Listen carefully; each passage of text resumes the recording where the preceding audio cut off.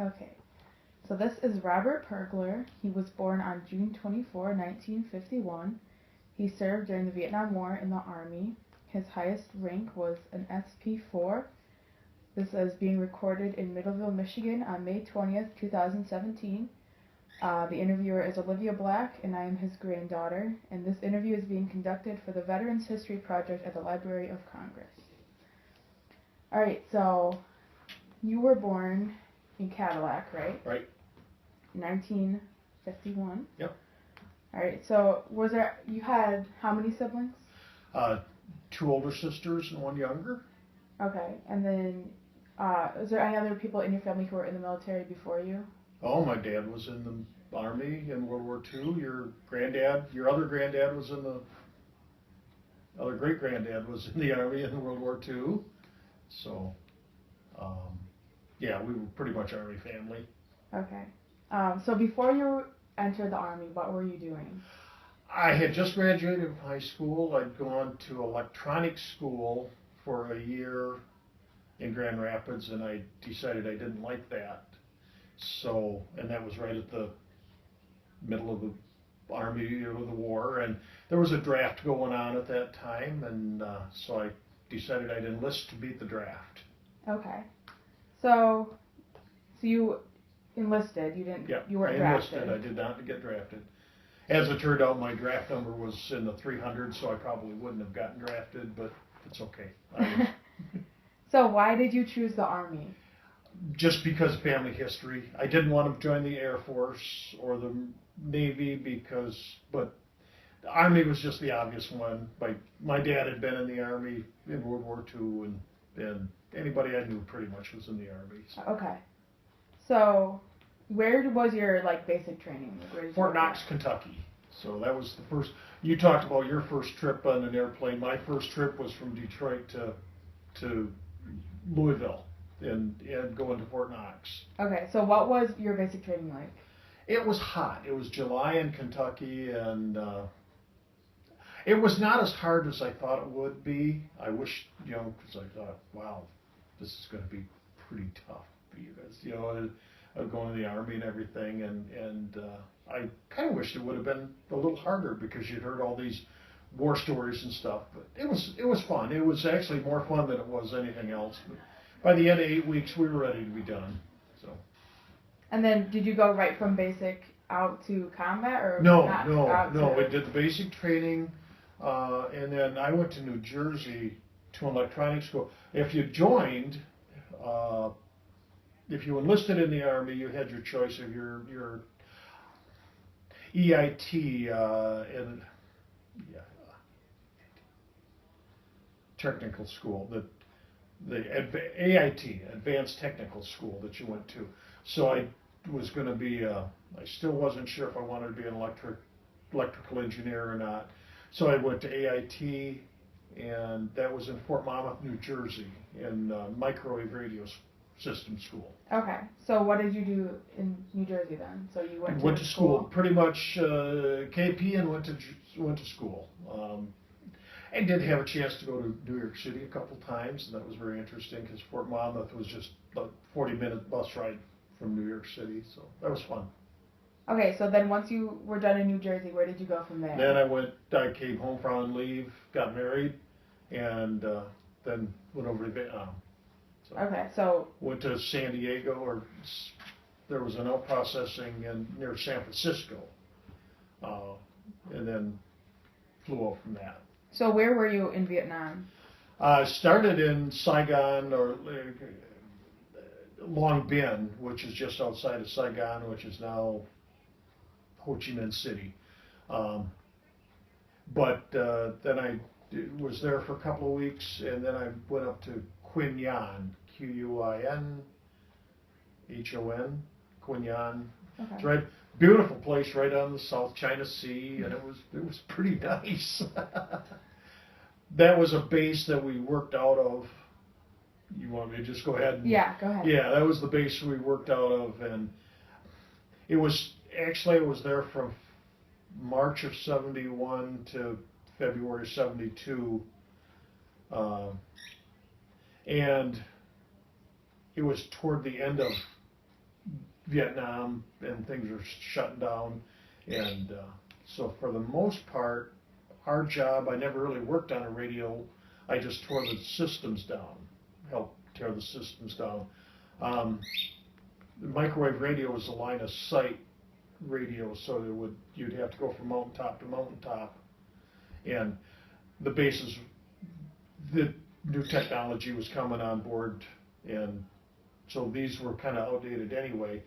So we'd go from Quin Yon and fly to wherever they were taking the bases down, go up to the top of the mountain, take the equipment down, pack it up, and ship it. And I did a lot of the making sure the material got to where it was going anyway. So. Okay, so when were you in Vietnam? Like what years? Like I said, March of '71 to February '72. Okay, so not just over a year, or just less than a year. 10 months, 11 months, 21 days, and 21 hours. Really? Okay. I just did, but most GIs, they knew pretty much how many. 11 months, 21 days, and 21 hours. So is there anything that you want to say, like, about your time in Vietnam, like any stories that you have? Oh. When I was there, the war was winding down, and not everybody was your friend at that point, but we had more friends than we did enemies, and I was never on patrol, never had to go out and on patrol to do any hunting, but people weren't always happy with us, and we never really had a lot of security, but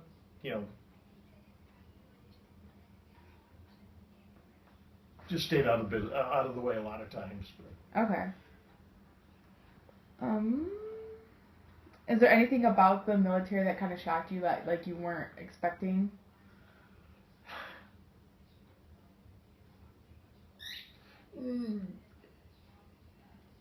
There's a few things that there's always good and there's always bad. You can always find the bad if you want to. There was a lot of protests. It was not a lot different than what it is today. There's just protests. Everybody hated the government and everybody hated everything in the military, and it was kind of the same way as it is right now today. Everybody's just all anti-everything. But I didn't mind the military. It was there were rules or regulations, and you followed them, and it was pretty easy to get along with. But I was just tired. I kind of thought about, there's always everybody that's ever been in the military has always thought about making it a career, and gave it some consideration, but not a lot. Okay. So, when you came back, did you consider doing anything in electronics as a career, or? No, I pretty much decided that was not what I wanted to do. Okay. Because I just couldn't see sitting at a workbench all day playing with computers. But, as it turns out, 30 years ago, it would have been pretty groundbreaking, and it was not. I knew that it wasn't my style. Okay. So when you came home, like, how did you go from Vietnam to coming home? Was there any, like, things? My folks had moved, and I was sitting at the kitchen table, and my mom turned the garbage disposal on. Sharp noises, loud bangs. They were all warning signs. I wound up on underneath the table in the kitchen. Just kind of habit? Just because you just have to be, always on worried. The story that I've got is we had just flew back. It took about 20 hours. We left Saigon and we landed in Hawaii, and then we landed back into Oakland, near San Francisco, Oakland. And we were going from Oakland we were crossing a bridge anyway in a bus. And I looked behind, and there was a cop behind us, just a regular cop. And I streak of terror went through me because I didn't have my travel papers with me. He was, I don't need travel papers. I was on the go, I was getting ready to get out. But you always had to have your papers with you that said where you were from, where you were going, and why you were doing it.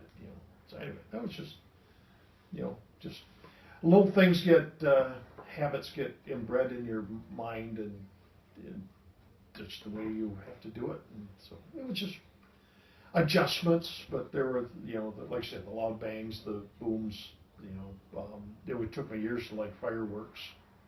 But, so did it take you a long time to readjust, or? It depended. Some things were just automatic, and other things weren't.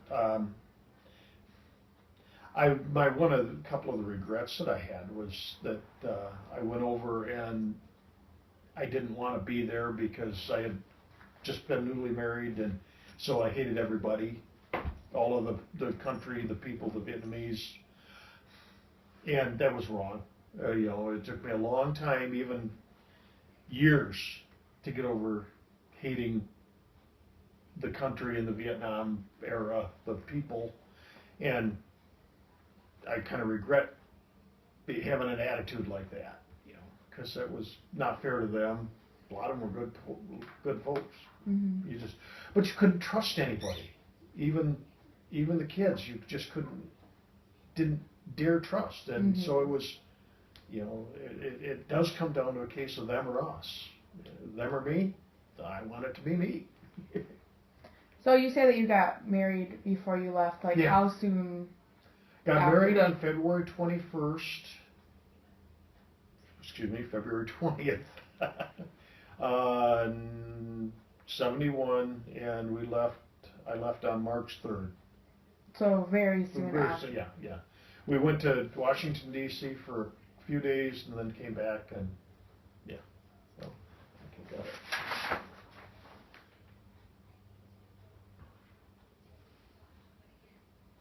Yeah.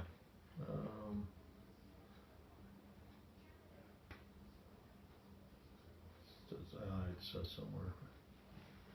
Yeah, I enlisted for 3 years, but when I got out, like I said, the war was kind of starting to get over a little bit at that point. So I had enlisted for 3 years, and I only served just over 2 years, and I got out a year early to join the National Guard. Okay, so you were in the National Guard yes, too. Yes, for 1 year. So what did you do in the National Guard then? No, I rode. I didn't ever really do anything. I had to do 1 2-week training, and there was a tank group, and we went up to Gaylord or Grayling, and I just rode in a tank. I never really drove one. I just rode around in one, and everybody seemed to have a goal, or I didn't really care. I was just there to kill my time and be done with that year. So you still keep in contact with the people that you served with in Vietnam, or not really? No. Problem when my dad, your great grandpa, was in the Army, everybody was from Michigan or Wisconsin. Okay. There's people, the closest ones that I had were from Rhode Island and Alabama and California, and because we were all just grouped, and so for a couple of years kept track of a few of them, but I have nobody that I keep in contact with anymore. Okay. Yeah. So is there anything that you've kind of taken away from being in the military? Anything that like big lessons that you learned? I think it's a great experience for almost anybody. 2 years of service, 2 or 3 years of service. I don't know if you remember Hillary very well. She mm-hmm. joined the Peace Corps. I think service to your country is really a good thing. Be it the military, the Peace Corps, if you don't like that, there's something that you can do, and it's a good thing. So is there anything that you would want to tell, like, my generation about people in the military, people, like, veterans? Like, what would you say to people in my generation about There's it? been more attention paid to veterans in the last short while than there were for many years. If I don't know, just in the last few years, all of a sudden people have decided that veterans are pretty important, and I guess that's a good thing. I think some of it's a little just put on. Most veterans did what they did and are proud of their service, and they don't need to be patted on the back every couple days. It's nice, and I appreciate what's going on in the VA, which is in all kinds of trouble, but I think the VA does a fine job. I turned 65. I really don't know that I need the VA anymore because I've got Medicare, but they do a fine. Anytime I've dealt with the VA, they were good people. But I appreciate the pat on the back every once in a while. With the band, I love that. I think that Mr. Welfare is. I'm pleased with that he keeps that going every year. That's the salute to the armed forces. Yeah, the armed forces salute, because that way you get a chance to stand up and see who else was in the Army, and I like that. So is there anything else you want to say? One of my regrets is when I first went into basic training, there was all kinds of a battery of tests and all kinds of things that we took. And I had the opportunity to go to, it took some while. A few weeks later, I got called to the commander's office, and they asked me if I was interested in going to West Point. It would have been a year in VMI, Virginia Military Academy, because I just got out of high school. Virginia VMI for a year, and then 4 years at West Point, and another 5 years after that. And I kind of wish that I would have tried to make West Point, but I turned it down because at that point it was a 10-year commitment anyway, and I didn't think that I wanted to do that. So I wish I would have done that, but I didn't. It all worked out. Anything else you want to say, or? No, I guess not. Okay. Well, thank you for letting me interview you today. Yeah, you're welcome.